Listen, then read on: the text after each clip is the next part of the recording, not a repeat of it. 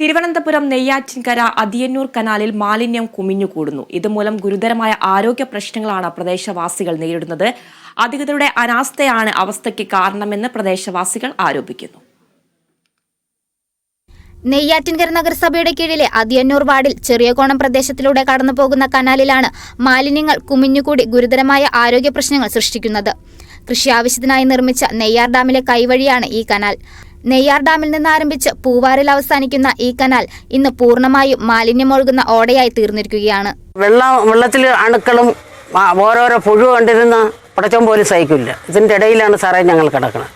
ഓരോരോ പുഴു ഈ കക്കൂസിലുള്ള വെള്ളങ്ങളെല്ലാം മരണതയില്ല. എല്ലാ വീടുകളിലുള്ള ഓസുകളും കക്കൂസിൻ്റെ ഓസുകളും തൂമ്പുകളും എല്ലാം ഇതിൻ്റെ ഇടയിൽ ഇതെല്ലാം ഈ ചാനലിനകത്താണ്. ഈ അവിടെ മുകളിൽ ആ പാലത്തിൻ്റെ അടുത്തുള്ള ഇറച്ചിയുടെ വേസ്റ്റുകളും എല്ലാം പട്ടിയ എല്ലാം ചാനലിനകത്താണ്.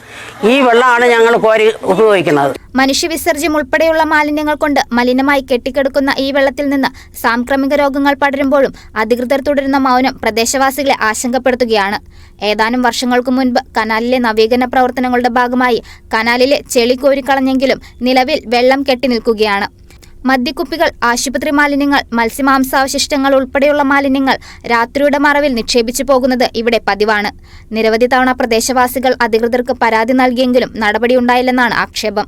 ഒരു കണ്ണ് തുറക്കണം. എന്നാൽ ഇവിടെ എവിടെയെങ്കിലും ഒരു CCTV വച്ചിട്ട് അത് തന്നെ ഈ പരിസരത്തുള്ളവർക്ക് എന്തെങ്കിലും ബുദ്ധിമുട്ടുകൾ മാറ്റാനുള്ള ഒരു വഴി നിങ്ങൾ അധികൃതർ തന്നെ കണ്ടുപിടിച്ച് ഇതിനൊരു പോംവഴി ഉണ്ടാക്കി തരണം. എങ്കിലേ ഞങ്ങൾക്ക് ഇവിടെ രക്ഷയുള്ളൂ.